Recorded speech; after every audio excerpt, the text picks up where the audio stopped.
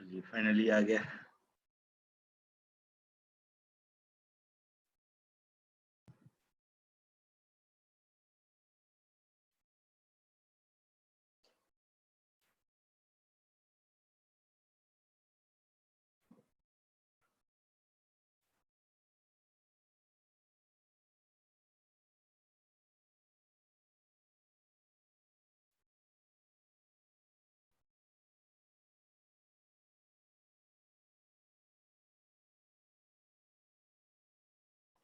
ठीक है, good morning to all of you, है ना। We are meeting after long gap, बहुत लंबे समय के बाद मिले, लेकिन अब ये जर्नी कंटिन्यूअस रहेगी, ठीक है, टिल एंड। इसी का वेट था कि जो लोग बाउंड्री लाइन पर होंगे, जो डर रहे होंगे, वो थोड़ा कॉन्फिडेंट हो जाए, तो फिर हम उनको भी मेन स्ट्रीम में ला करके काम शुरू करें। और हमेशा धमाका जो होता है थ्रस्ट से होता है ना, कंटिन्यूअस फोर्स से नहीं होता है। सीधा फोर्स बैठा रहे तो that can generate more pressure, है ना, that can not create any wonder और थंडर, यू कैन से। तो इसीलिए अब जो शॉर्ट टर्म में इम्पैक्ट होगा, है ना, उससे जो है आवाज निकलेगी और उससे आप आगे तक पहुंचेंगे, ठीक है। और अभी तक का टाइम था कि आप अपने से काम कर सकते हैं, अपना जो कमजोर पोर्शन होगा उस पर आप काम कर सकते हैं, जो मैंने शेयर भी किया था। और अब आपके कमजोर चीज पर मैं काम करूंगा, है ना। तो उसमें एक तो है अपना पेपर डिस्कशन है, जो रह गया है 2-3 पेपर, उन सबको भी मैं करवा दूंगा। और देख भी छोड़ा नहीं जाएगा, ये बिल्कुल दिमाग से हटा देना है कि कुछ भी कोई भी चीज बच जाएगी, वो बचना नहीं है ना। और दूसरा जो सब टॉपिक जो आपका पेनफुल है, ठीक है, उसको मैं उस दर्द को मैं हटाऊंगा, ठीक है। ये 2-3 एजेंडा है अपना, जिस पर कि हमें काम करना है, ठीक है। तो चलिए, अब परसेंटाइल जो है उस पर ज्यादा डिस्कशन नहीं करना है हमें, है ना। कितनी परसेंटाइल है उससे ज्यादा मैटर ये करेगा कि अब आगे एडवांस में परफॉर्मेंस कैसी रहती है। इसलिए कि सारे बच्चों की लगभग इच्छा यही है कि एडवांस में हो, है ना, एडवांस में हो। मेंस कोई ऐसा टेम्पटेशन नहीं था कि यहाँ पर टिक जाए और यहाँ पर हो जाए, ठीक है। ये एक था कि एक सेफ लिमिट में रहे, और सेफ लिमिट क्योंकि किसी को नहीं पता होता है कि कितना होगा नहीं होगा, तो इसीलिए लोग बेस्ट के लिए प्रयास करता है। तो इसलिए मेंस को भी, मेंस तक भी ये नहीं कहा गया था कि कैजुअली रहो, वरना मान लीजिए कहीं 95 होता तो 95 से नीचे वाले सब रह जाते हैं, ठीक है। लेकिन हाँ 87 है तो इट्स गुड कि उसके ऊपर वाले सब आ गए। तो इसलिए कोशिश हमें ये करनी है कि एडवांस में एक्सेल करना है। All is well that ends well, है ना। और रास्ते में आपका एएमयू है, एएमयू को भी एक प्रैक्टिस पेपर की तरह अच्छे से लिखिए, तो ये भी एक इम्पैक्ट देगा, है ना, ये भी एक इम्पैक्ट देगा। और घबराहट बिल्कुल नहीं, 0% घबराहट। ऐसे बहुत सारा काम हम खराब कर लेते हैं, किसके कारण, कि ये भी खराब हुआ, ये भी खराब हुआ, ये भी नहीं हुआ, है ना, तो अब ये कैसे अच्छा होगा। वो नहीं, कोई बात नहीं, एक दिन ऐसा हो सकता है जो हमारा हो, तो वो एक दिन वही हो, इसके लिए काम करते हैं, इस मूड में काम करते हैं, ठीक है। दूसरी बात और सबसे इम्पोर्टेंट बात यह है कि एग्जामिनेशन को कोई नहीं जानता है, वो प्रेडिक्टेबल नहीं है। जैसे देख रहा है, अभी मेडिकल नीट का पेपर हुआ है, सब कहता था कि आसान होता है, आसान होता है, फिजिक्स थोड़ा सा घुमा दिया, घूम गया सब। तो इसीलिए कभी भी किसी चीज को प्रिज्यूम करके नहीं चलते हैं कि ये ऐसा ही होगा, वैसा ही होगा। अब जैसा होगा ये उसकी मर्जी है, लेकिन मैं उसमें अच्छा रहूंगा, ये हमारी इच्छा है, ठीक है। तो इसीलिए कोशिश अपने तरफ से बेस्ट की करनी है, और उसके बाद पेपर छोड़ देना है। वहां पर बैठ करके कभी ये नहीं सोचना ही मेरा पेपर खराब हो रहा है, मेरा पेपर अच्छा हो रहा है। हो सकता है लो स्कोरिंग, और ये तो और लो स्कोरिंग गेम होता है, उसमें बहुत सारे क्वेश्चन होंगे जो दिक्कत करेगा। तो इसलिए कभी भी एक सेकंड भी पजल नहीं होना है। इसलिए कि मैं पढ़ने के बाद जब यहाँ पर हूँ तो दूसरा ही पढ़ाई किया हो, है ना। जेई मेन में कोई हिसाब किताब नहीं था, इसलिए कि इसमें पूरा मार्क्स आना मतलब आसान काम, आसान काम है, बहुत ज्यादा टेढ़ा मेरा काम नहीं है, समझ गया। क्योंकि जो पिछला क्वेश्चन बैंक है, क्वेश्चन का पुल है, उसी में से उठा उठा करके दे रहा है। सब्जेक्ट पढ़ने के बाद सिर्फ वही करें, प्रीवियस ईयर चाहे जिस किसी भी एग्जामिनेशन का क्वेश्चन, तो बहुत सारा क्वेश्चन देखा हुआ मिल जाएगा, जो अब आप देखेंगे तो आपको लगेगा। लेकिन आपको एडवाइस इसलिए नहीं किया गया था कि वो हमारा डेस्टिनेशन नहीं है, डेस्टिनेशन नहीं है, इसीलिए थोड़ी सी आग बची रहनी चाहिए। आग बुझ जाने के बाद में दिक्कत होती है। नहीं, जैसे फर्स्ट इनिंग में देख रहे हैं कि पीछे होने के बाद भी लोग मैच जीत जाता है, और फर्स्ट इनिंग में आगे होने के बाद भी मैच हार जाता है। तो इसीलिए कभी भी हमें किसी भी स्टेज में हो कभी कंटेनमेंट नहीं होनी चाहिए, संतुष्टि नहीं होनी चाहिए, है ना। संतुष्टि जैसे ही हो गई कि हाँ मैं इतना आगे हूँ, तो इसका मतलब डेंजर सिग्नल है, डेंजर सिग्नल है। तो आपका सेटिस्फैक्शन सिर्फ एंड डेट तक है, एंड डेट पर है कि एडवांस अच्छा हो, बस वही और वही मतलब एक पे करेगा, या उसके लिए ही हमने इतना समय दिया है, ये मान करके करना है। इसलिए intermediate pleasure is never a permanent pleasure. ठीक है, जैसे अभी नीट की बात है, नीट में ही बहुत सारे बच्चे थे कांटेक्ट में, लेकिन कुछ बच्चे दूसरे से भी इन्फ्लुएंस थे, तो वो अपना उसके हिसाब से कर रहे थे, तो चॉइस इज देयर्स, है ना। लेकिन एक बच्चा है जो कि मेरे साथ ही आया था और बायोलॉजी का था, मेरे कॉन्फिडेंस के साथ आया, and he got it, got the reward. बीच में उसे बायोलॉजी ओलंपियाड के लिए बहुत फोकस किया, करवाया गया, लेकिन हमने कहा बिल्कुल नहीं, क्योंकि हमें जाना हो उसमें तो हम ठीक है, हमारा फोकस एरिया होगा, डेस्टिनेशन हमारा होगी, रिसर्च करना है, IASER में IAST में या IASC में एडमिशन लेना हो तो ठीक है। तो लेकिन वो नहीं है, हमारा MBBS है, तो गो फॉर इट। और fortunately he got, he is the best scorer among 12th study. तो है ना, रूपेश माहौर, तो अच्छा है उसका। By the way paper cancel नहीं हुआ, तो श्योर है कि MBBS मिलेगा, और हो सकता है कि ऊपर से रहे, क्योंकि उसको कैटेगरी का भी बेनिफिट है। तो इसीलिए कोशिश हमें ये करनी है कि एंड गेम हम खेलें, एंड गेम हम खेलें, है ना। इंटरमीडिएट स्टेज चलता रहता है, तो इसीलिए कभी भी कोई जो अच्छा किए हैं उनको कंग्रेचुलेशंस, लेकिन हाँ, स्टे कूल एंड काम, बहुत ही काम हेड से काम लेना है। और जो लोग बाउंड्री लाइन में भी क्वालिफाई किए हैं, उनको ये नहीं सोचना चाहिए कि मैं बाउंड्री लाइन पर क्वालिफाई किया, क्वालिफाई कर गए, दैट्स इट। अब उसके आगे क्या है, उसके आगे हमें बेस्ट करना है, उसके लिए प्रयास करना है। गेम है, गेम इज ऑन।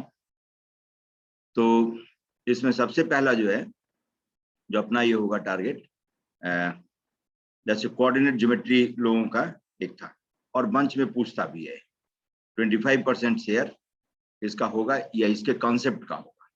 तो कई बार क्या होता है कि किस टॉपिक का मेजर इन्वॉल्वमेंट है, ये हम नहीं समझ पाते हैं, क्योंकि उसमें नाम किसी और का लिखा होता है, और नाम उसमें होता है कोऑर्डिनेट ज्योमेट्री। ठीक है, तो इसीलिए कोशिश करेंगे कि कोऑर्डिनेट ज्योमेट्री इस पर फोकस करें, ये हमारा प्राइम एरिया होगा। Secondly, paper discussion hand in hand, है ना। 3-4 पेपर रह गया है, तो 2-3 पेपर तो मैंने देख लिया है, एक कल हुआ है वो मैंने नहीं देखा है, मैं देख करके उसको और अर्ली मॉर्निंग आवर्स में ही डिस्कस करवाऊंगा, ये सबसे होगा। क्यों, तो उसके पीछे भी लॉजिक है, वैलिड लॉजिक है, वैलिड लॉजिक है कि पहला एग्जामिनेशन आपका इसी के राउंड में होगा, उस समय आप अलर्ट रहना सीख लिए तो, और अटेंटिव रहना, 50% गेम इज होगा। तो कोऑर्डिनेट ज्योमेट्री में भी पैराबोला, इलिप्स और हाइपरबोला, है ना, ये मेनली पॉइंट आउट किया गया है, इन तीनों को सम अप करना है। इनफैक्ट सर्कल भी मिला करके ये सब पूरा कोनिक सेक्शन बनाता है, प्लस सर्कल, ये 3 आपका कंसर्न है, और plus circle mix conic section. तो मेनली आपको कोनिक सेक्शन, ठीक है, इसको एक बार रिकैप करवाना है। इंटीग्रल को अभी करवाया था, है ना, उसमें क्वेश्चंस में डेली बेसिस पर दूंगा, और इन सब में भी या कहीं से भी होगा, तो डेली बेसिस पर 5-7 क्वेश्चंस मैं दूंगा कम से कम मिनिमम, जो कि आपको करना ही करना है। अननोन क्वेश्चन है आपके लिए, वही एग्जामिनेशन का क्वेश्चन होगा, प्रैक्टिस का मतलब यही है। तो daily will be facing an examination in mathematics, है ना। तो इसलिए टिल एंड हमारा एक कॉन्फिडेंस एक रीजनेबल लेवल पर होगा, ठीक है। या कॉन्फिडेंस मान ली गलती भी हुई है तो हम इतना चीज सीख लिए होंगे कि उस थ्रेशोल्ड लिमिट को क्रॉस कर। सिर्फ have patience during the examination और have patience during the preparation. कभी भी एंजाइटी नहीं आनी चाहिए, क्योंकि वो काम को खराब ही करता है, कभी नहीं बनाया है। इसलिए क्यों इसको ये करना। और सेलेक्टिव रहना एक सीखना है, क्योंकि ये लो स्कोरिंग गेम है। लो स्कोरिंग गेम है, हाई स्कोरिंग होगा अपने आप हाथ बढ़ जाएगा, है ना। लेकिन एडवांस का जो गेम होता है लो स्कोरिंग गेम है। इसमें अलर्ट रहना होता है, गलती कम से कम करनी होती है। सबसे bottom last but not least कि इसमें error, to commit error is heinous crime in advance. गलती नहीं करनी। पार्शियल मार्किंग है, more than one choice correct वाला क्वेश्चन है। एक आता है, ईमानदारी से एक बार करके आइए। दूसरे में कंफ्यूजन है, उसमें हाथ नहीं डालते हैं, इसलिए कि हो सकता है एक तो आ गया, वरना -2 भी आ जाएगा, क्योंकि ऐसे में हेवी माइनस देता है। जब कहा कि पार्शियल मार्किंग दे रहा हूं तो हाथ क्यों लगा रहे हैं, ठीक। तो इसलिए कोशिश ये करनी है कि जितना करेक्ट हो पाए उतना करेक्ट करके आ जाए, ठीक। तो चलिए अभी पैराबोला शुरू करवा दूं। पैराबोला का एक ग्लिम्स दे देता हूं, है ना। पैराबोला का एक ग्लिम्स, जो कि एनरिचमेंट बैच में मैंने करवाया भी था रिवाइज। उन लोगों को पूरा कोऑर्डिनेट ज्योमेट्री एक बार रिकैप करवाया, उसके कारण कुछ बच्चों को फायदा भी हुआ होगा और लिमिट को क्रॉस करने में एक मदद किया होगा। तो कई लोग उसमें से भी आए, इसी का वेट था, ठीक है। तो देखिए जनरल कोनिक सेक्शन में यही है कि 3 फिक्सेशन से कोनिक सेक्शन फिक्स होता है, यही है। One is fixed point, another is fixed line,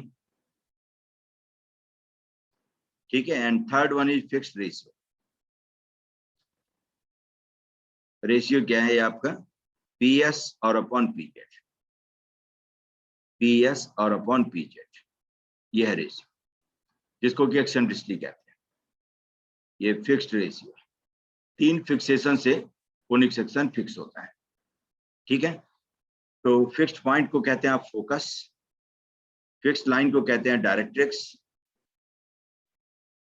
और फिक्स्ड रेशियो को कहते हैं एक्सेंट्रिसिटी, ठीक है।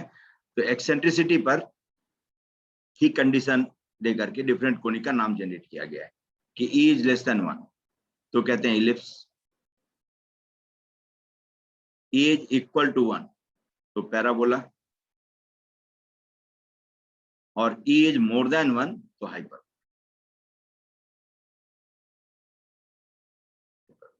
ये कंडीशन है तीनों के लिए। और लोग कह देता है E इक्वल टू 0 तो सर्कल, लेकिन आपको नहीं कहना है।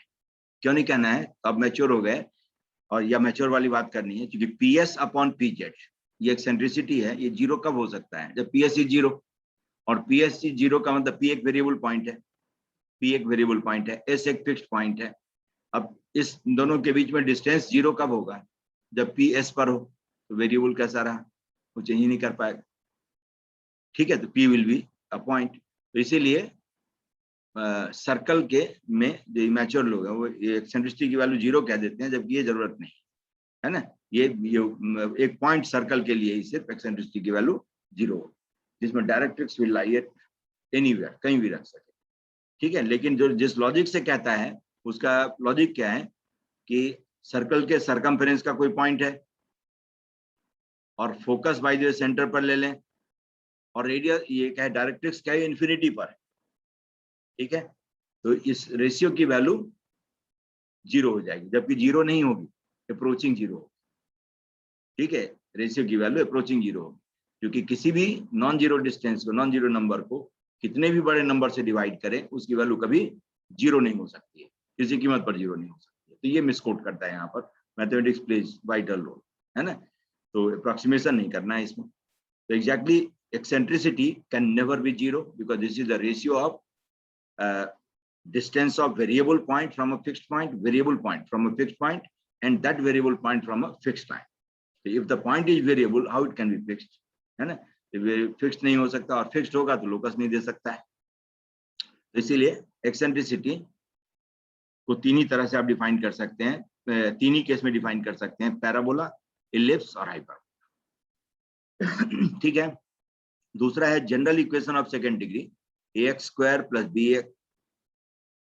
by square plus 2hxy plus 2gx plus 2fy plus c equal to 0, ठीक है, will represent parabola if first condition, पहला जो लिटमस टेस्ट है डेल्टा, जो पेयर ऑफ स्ट्रेट लाइन होने के लिए कंडीशन है, AHG B F और C, this is non zero, और ये सब कोफिशिएंट रिस्पेक्टिव कोफिशिएंट यहीं से देख करके लिखा गया है। सबसे पहला लिटमस टेस्ट ये नॉन जीरो होना चाहिए। और secondly now H square less than AB, तो ellipse H square equal to AB, तो पैराबोला, ये सेकेंड वाला केस के लिए आ गया। और H square more than AB, तो हाइपरबोला।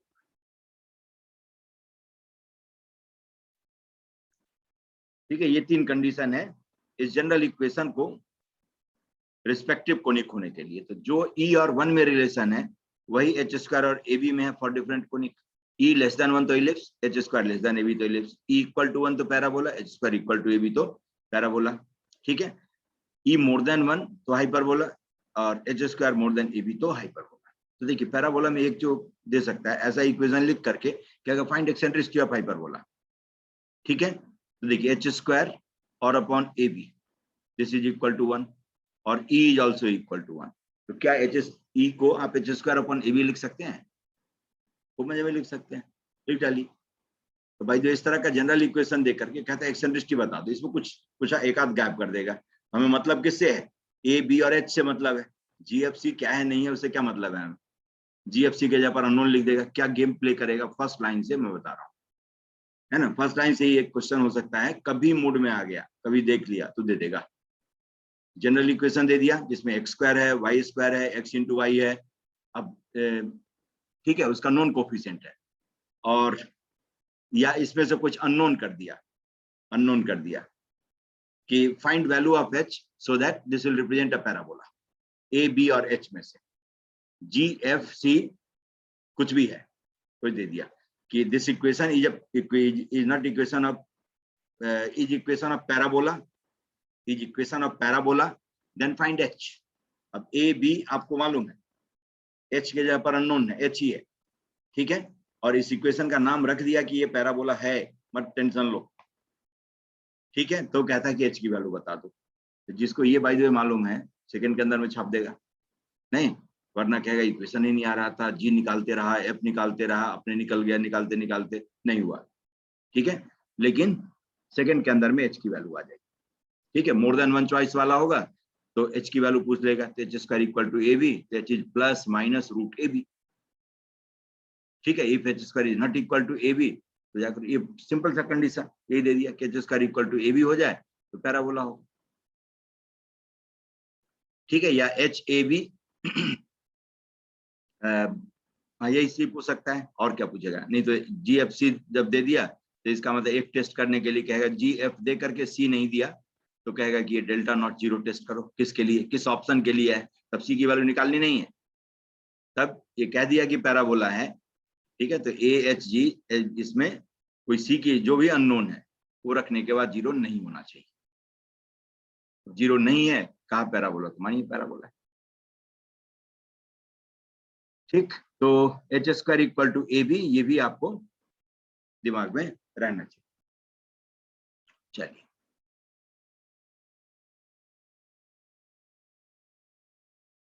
अब जरा देखिए, अब यहाँ पर पैराबोला का इक्वेशन होने के लिए जो एक कंडीशन है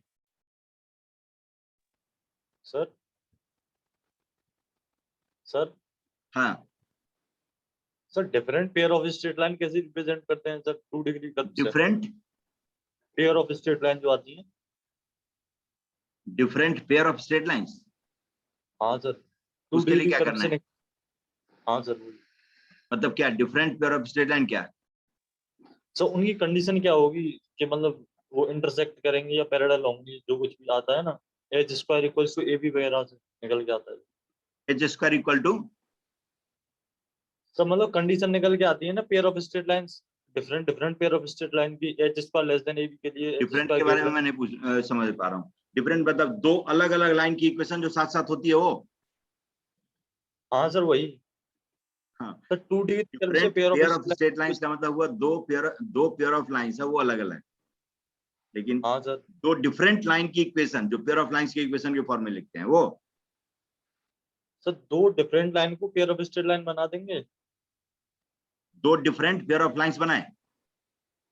सर एक ही पेयर रखना है, मतलब pair of straight line sir अलग अलग हाँ, लाइन एक को पेयर लिखना ऑफ है। स्ट्रेट लाइंस बोलिए ना, pair of straight lines represent two different lines, हाँ सर। ये पूछना चाह रहे हैं। सर वो तो आ गया मेरी समझ में। सर उसमें ये पूछना चाह रहा हूँ कि वो लाइन इंटरसेक्टिंग होंगी या पैरेलल होंगी या नॉन है। इंटरसेक्ट। अब लाइन पर जो पहुंच गए आप, पैराबोला पढ़ा रहा हूँ, लाइन पर पहुंच गया, वो लाइन पर मैं आता हूँ, हाँ वो भी कंफ्यूजिंग चीज है, लेकिन कंफ्यूजन नहीं होना चाहिए, यही डेल्टा बता देता है सब, हाँ सर ये 2D डेल्टा की बता तरफ से देता है। इसी से क्लास आप किए होंगे तो क्लास में ही बताया होगा इस पर। यही तीन रो है जिसमें एक्स वाई जेड लगा करके आप तीन कंडीशन निकालते हैं, और ये तीनों इक्वेशन कंसिस्टेंट हो उसके लिए डेल्टा जीरो आता है, तब पेयर ऑफ लाइंस करते हैं, समझ गए। और उसमें अब डिफरेंट हो उसके लिए कंडीशन है। क्या मेजर का प्रॉब्लम है तो मैं डिस्कस कर दूं, नहीं तो फिर बाद में करूंगा इसको, है ना। सर डेल्टा इक्वल्स टू 0 के बाद आती है ना कुछ कंडीशंस। उसमें एच तो जीरो वो जीरो, उसमें कहाँ पेयर ऑफ लाइंस में एच जीरो करेंगे, कुछ करेंगे। अच्छा पहले इसको तो मैं देखिए, बाद में। उसको मैं सेकेंड टाइम लेता हूँ, है ना। वो एक हाँ एपिसोड है, वो एक एपिसोड है कि कब लाइंस कंकरेंट होंगी, सॉरी कोइंसिडेंट होंगी, कब लाइन पैरेलल होगी और सेपरेटेड बाय अ डिस्टेंस, ठीक है। और कब वो जैसे मान लीजिए दो लाइन के बीच में एंगल जीरो आ गया, तो लाइन ऐसे भी हो सकती है और लाइन ऐसे भी हो सकती है, तब ऐसे है कि ऐसे है, ये देखने का एक तरीका है, ये आइडेंटिफाई करने का तरीका है। और जब लाइन नॉन पैरेलल है तो they have to meet in a point. ठीक है सर, बाद में पूछ रहा हूँ। हाँ बाद में मैं बता दूंगा इसको, है ना। इसको इसमें मत घसीटिए, नहीं तो पैराबोला का एसेंस खराब हो जाएगा। अब देखिए, तो जैसे पैराबोला में था यही, एक वेरिएबल पॉइंट आप लेंगे एक्स कामा वाई, एक फिक्स्ड पॉइंट है एस, मैं ले लेता हूं x1 कामा y1, और डायरेक्ट्रिक्स है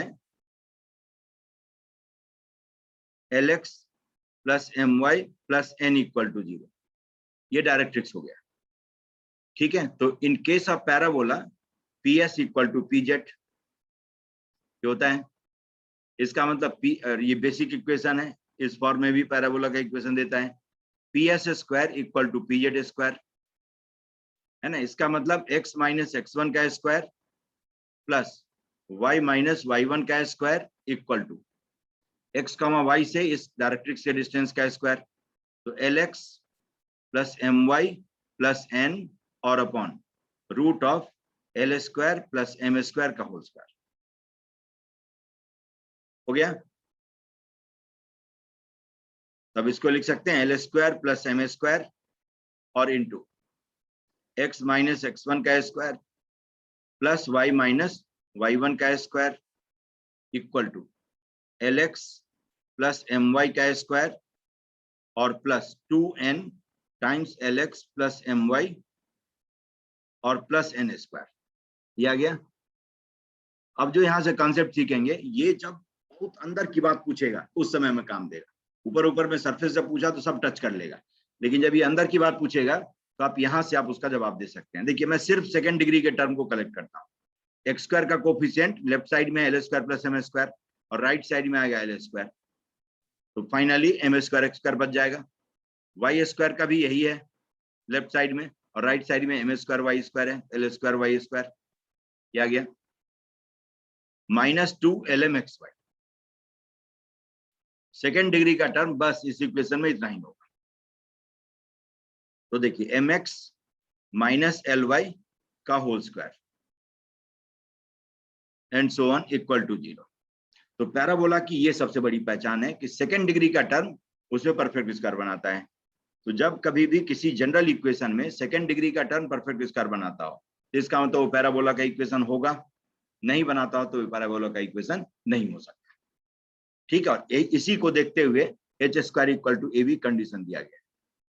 ये जो H square equal to A B दिया गया है, H square equal to A B, यही देखते हुए आप एच के जगह पर plus minus root A B लिख करके देखिए, ये परफेक्ट स्क्वायर बना देगा root A X minus root plus या minus of root B Y का होल स्क्वायर, इसीलिए H square equal to A B कहते हैं, है ना, कोई फॉर्मूला नहीं है, देख करके सब दिया गया। तो सेकंड डिग्री का टर्म जब परफेक्ट स्क्वायर बना दे तो इसका मतलब given equation is equation of parabola, otherwise it can never be equation of parabola, पहली बात। Second, now inside of the subject, कि ये जिस लीनियर एक्सप्रेशन का स्क्वायर होता है उसको देखिए और डायरेक्ट्रिक्स को देखिए, है ना, जिस लीनियर एक्सप्रेशन का स्क्वायर ये सेकंड डिग्री का टर्म होता है पैराबोला के इक्वेशन में, वो लीनियर एक्सप्रेशन डायरेक्ट्रिक्स पर जो परपेंडिकुलर लाइन होती है उसका एक्सप्रेशन होता है। जैसे डायरेक्ट्रिक्स पर जो परपेंडिकुलर लाइन होगी, लाइन परपेंडिकुलर टू डायरेक्ट्रिक्स, इसका इक्वेशन क्या लिखेंगे, as M X minus L Y and plus some constant equal to 0, यही होगा। एक्स और वाई का कोफिशिएंट इंटरचेंज कर दीजिए, स्लोप ऐसी हो गई जिससे कि ये परपेंडिकुलर लाइन हो जाए, और प्लस कांस्टेंट अपने हिसाब से होगा कुछ ना कुछ। तो ये डायरेक्ट्रिक्स पर परपेंडिकुलर लाइन की इक्वेशन, समझ गए। तो जो लीनियर एक्सप्रेशन, जिस लीनियर एक्सप्रेशन का स्क्वायर सेकंड डिग्री का टर्म है, वो लीनियर एक्सप्रेशन डायरेक्ट्रिक्स पर परपेंडिकुलर लाइन है। लेकिन अब आपको मालूम है कि फोकस से डायरेक्ट्रिक्स पर जो परपेंडिकुलर लाइन ड्रॉ करते हैं वो लाइन क्या कहलाती है, एक्सिस, है ना। इसका मतलब एक्सिस का इक्वेशन आप यहां से लिख सकते हैं, सिर्फ कांस्टेंट आपको निकालना है, कांस्टेंट के लिए फोकस दिया होगा, पास करवा दीजिए तो एक्सिस का इक्वेशन आ जाएगा। समझ गए कि जनरल इक्वेशन ऐसे दे करके, और आपसे कहता है find equation of axis of the parabola which focus lies here, है ना, focus is at this point, काम खत्म हो गया। आप जो ये जानता है इसका तो सेकंड डिग्री के टर्म से एक्स और वाई का टर्म लेकर से स्क्वायर कंप्लीट करिए, है ना, सेकंड डिग्री का टर्म वही है, वो एक्सप्रेशन, वो एक्स और वाई का टर्म एक्सिस का एक्सप्रेशन, एक्सिस के इक्वेशन में एक्स और वाई का जो टर्म होगा वो होगा, और अब उसका कांस्टेंट निकालना है, उसके लिए एक पॉइंट से पास करना, ठीक है। ये फाइनली एक्सिस के इक्वेशन तक पहुंच जाएंगे। तो ये ऑब्जर्वेशन था हमारा जो कि यूज करना है आगे तक, ठीक है। तो पैराबोला के केस में एम एक्स एक्सिस का एक्सप्रेशन आप सीधा सेकेंड डिग्री के टर्म से ला सकते हैं। बाकी सारा काम आगे चल करके सीखते हैं, क्या क्या सब होता है, कैसे होता है। ये हो गई जनरल इक्वेशन की बात। नेक्स्ट, और इसी तरह से बाकी सब में भी कंडीशन ला गया, H square more than A B less than A B, वो सब लिस्ट में जो रिग्रेशन एनालिसिस से आता है तो इसलिए उसको बताया नहीं जाता है।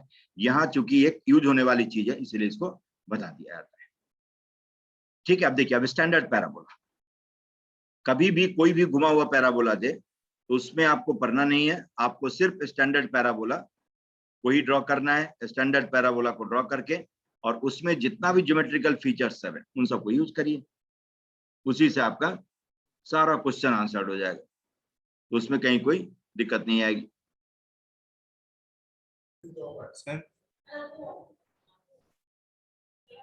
ठीक है।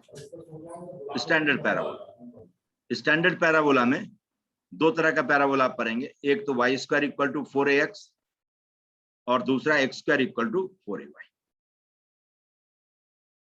ठीक है, x square equal to 4ay, समझिए। और कल से 8 बजे से मैं एज यूजुअल जैसे मैं पहले लिया करता था एनरिचमेंट बैच में, 8 बजे से मैं लूंगा 8 to 9:30 आपका सेशन फिक्स रहेगा मैथमेटिक्स का, उस कोई चेंज नहीं। और try to get up early in the morning, है ना। और आज शाम में आना है, सब लोग आइए, और उस समय में एक स्ट्रेटजी फॉर्मुलेट करेंगे, तैयार करेंगे, जिससे कि एडवांस हमारा बेहतरीन ही बेहतरीन, है ना, उसके लिए उपाय करें। Y square equal to 4ax। Sir, हाँ सर अगर कोई जनरल पैराबोला की इक्वेशन हो तो बिल्कुल, उसमें हम एक्स और वाई की टर्म का कोई परफेक्ट स्क्वायर बना के जो हमें चीज मिलेगी वो उसके एक्सिस की इक्वेशन रिप्रेजेंट कर रही होगी। एक्सिस के इक्वेशन पूरा मैं बताता हूँ, एक्सिस के इक्वेशन में जो एक्स और वाई का टर्म है वो वहां से आए। अच्छा समझ सर। गए? जी सर। Am I clear? उसका कांस्टेंट टर्म आपको खोजना होगा। कांस्टेंट टर्म कैन बी 0 और constant term can be something else. ठीक है? ठीक है सर। चलिए देखिए, तो x और y, कई बार होता है क्या कि आंसर दिया होता है, उसी क्वेश्चन में दिया हुआ है, लेकिन हम क्योंकि फटाफट फटाफट भागते रहते हैं, तो भाग दौड़ के चक्कर में क्या है कि हेल्थ हमारा डैमेज हो जाता है ना? तो देखिए, ये आपका जो है ये स्टैंडर्ड पैराबोला है। इस स्टैंडर्ड पैराबोला में आप ये जो बाकी चीज सब जो जानते हैं वही चीज मैं लिख दे रहा हूं, है ना? ये फिक्स्ड पॉइंट फोकस है, ये फिक्स्ड लाइन डायरेक्ट्रिक्स है, ये फिक्स्ड लाइन डायरेक्ट्रिक्स है। इस डायरेक्ट्रिक्स का एक्सिस के साथ पॉइंट ऑफ इंटरसेक्शन से जेड ले लीजिए, है ना, या एम लिख लीजिए, जेड वहां पर लिख लूंगा।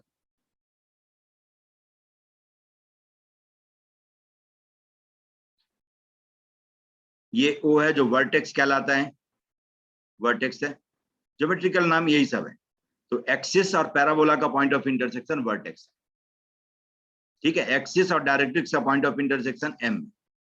ओएस और ओएम दोनों इक्विडिस्टेंट है ना? Vertex is equidistant from focus and point of intersection of directrix with axis. ठीक, डायरेक्ट्रिक्स का इक्वेशन लिख लेते हैं, x equal to minus A, किया गया। अब ये चूंकि वर्टेक्स है O और y axis is tangent at vertex, तो इसीलिए इसको टेंजेंट एट वर्टेक्स कहते हैं। ठीक है, ये लाइन फोकस से पास होने वाली लाइन जो डायरेक्ट्रिक्स पर परपेंडिकुलर है, जो टेंजेंट एट वर्टेक्स पर परपेंडिकुलर है, उसको कहते हैं एक्सिस ऑफ सिमेट्री। एक्सिस का मतलब एक्सिस ऑफ सिमेट्री। पैराबोला में एक ही एक्सिस ऑफ सिमेट्री होती है, एक ही लाइन है जो उसे दो इक्वल पार्ट में डिवाइड करे, तो इसीलिए इसको कहते हैं एक्सिस ऑफ पैराबोला। ठीक है, और कहीं पर भी एक्सिस वर्ड जहां कहीं भी आएगा, एक्सिस वो लाइन है जो कर्व को दो इक्वल पार्ट में बांटता। ठीक है, तो देखिए अब जैसे एक्सिस ऑफ सिमेट्री इसमें एक्स एक्सिस है, जनरल सिमेट्री पता करने का तरीका ये है कि y को माइनस वाई से रिप्लेस करें, कोई चेंज नहीं है इक्वेशन में। इसका मतलब curve is symmetrical about X axis, और x को माइनस एक्स से रिप्लेस करने पर कोई फर्क नहीं है, तो curve will be symmetrical about y axis.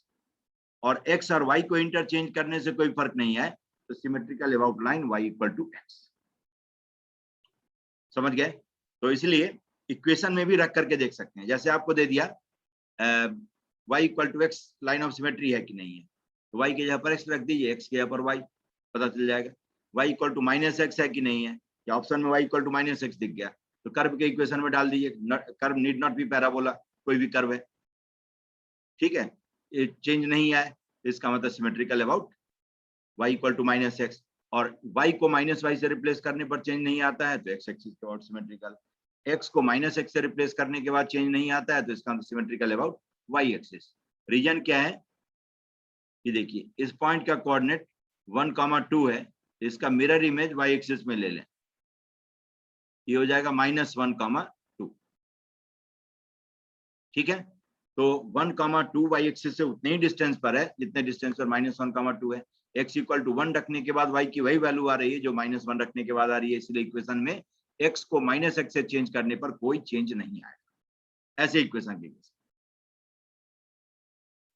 ठीक है, तो सिमेट्री पकड़ने का ये एक तरीका है जो कहीं पर भी हमें काम देगा। तो ये दो तरह का स्टैंडर्ड पैराबोला है अपने पास, जिसको कि आप डील करेंगे। एक्सिस ऑफ सिमेट्री हो गई। अब जरा देखिए, अब यहां से Y square equal to 4ax से x square equal to 4ay तक पहुंचना हो, आसान काम है, कोई पैनिक नहीं। जो कर्व में रिश्ता नाता है वही उसके सारे चीज में, सारे एलिमेंट में रिश्ता नाता होगा। अब x और y को इंटरचेंज कर दीजिए, एक में दूसरा आ जा रहा है।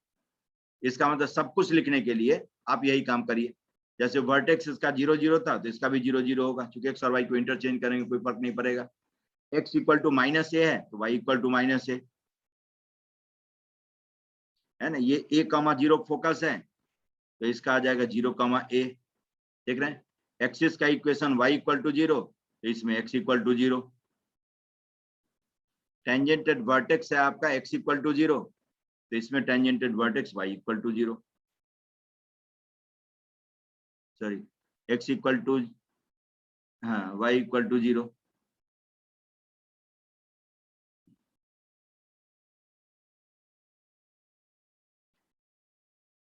ठीक है, y इक्वल टू 0 ये आ गया। तो इस तरह से एक से दूसरे तक पहुंचना भी आसान काम। एक आपने पढ़ लिया, यूजुअली आप इस पैराबोला के बारे में सब कुछ पढ़ते हैं और यहां तक पहुंचना है, कुछ नहीं करना है। जो फैमिली में रिलेशन है, पूरी फैमिली में ये रिलेशन है कि एक के एक्स को वाई से चेंज कर दे तो दूसरा आ जाएगा, तो इसलिए दोनों पढ़ने की जरूरत भी नहीं है। एक हम पहले पैराबोला को पढ़ेंगे और दूसरे के लिए छापें। ठीक है, दूसरे के लिए हमें छापना है, दूसरे के लिए बस एक कॉन्फिडेंस होना चाहिए कि जो मैं लिख रहा हूँ वो ठीक है। एक दो बार यूज करके देख लेंगे इसको, इस कॉन्सेप्ट को, तो अपने आप सब कुछ आ जाएगा। जैसे m स्लोप वाले टेंजेंट का इक्वेशन लिखते हैं, इस पर यही आता था y equal to M x plus A by M. ये है y equal to M x plus A by M, equation of tangent having slope m, equation of tangent having slope m।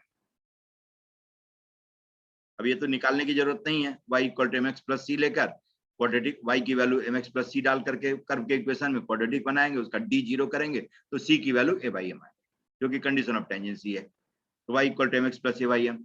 अब इसमें क्या लिखेंगे आप, x equal to capital M y plus a upon capital.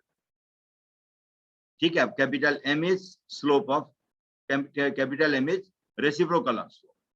क्योंकि इस line की equation से capital M को स्लोप नहीं करेंगे, y equal to M x plus c के फॉर्म में लिखा हो तो that m will be slope of y। अब इसको आप लाएंगे तो यही आपका 1 upon capital M will be slope. तो इसीलिए स्मॉल m को स्लोप कह दें, स्मॉल m को स्लोप कह दें, ये आ जाएगा। तो बिल्कुल इसी तरह से सारे फीचर्स को आप यूज कर सकते हैं। ठीक है, तो चलिए आइए शाम को जो है डिटेल में बात करते हैं, फिर आगे फॉर्मुलेट करेंगे सब कुछ, सारी स्ट्रेटजी, और फिर काम करेंगे अच्छे से। और 8 to 9:30 ये टाइम बार बार मैं रिपीट करके बता रहा हूँ, आप उससे पहले जगने की कोशिश करिए। फर्स्ट पेपर इसी के आसपास में होगा, उस समय में हम बिल्कुल फ्रेश, एक्टिव और रिएक्टिव मोड में होने चाहिए।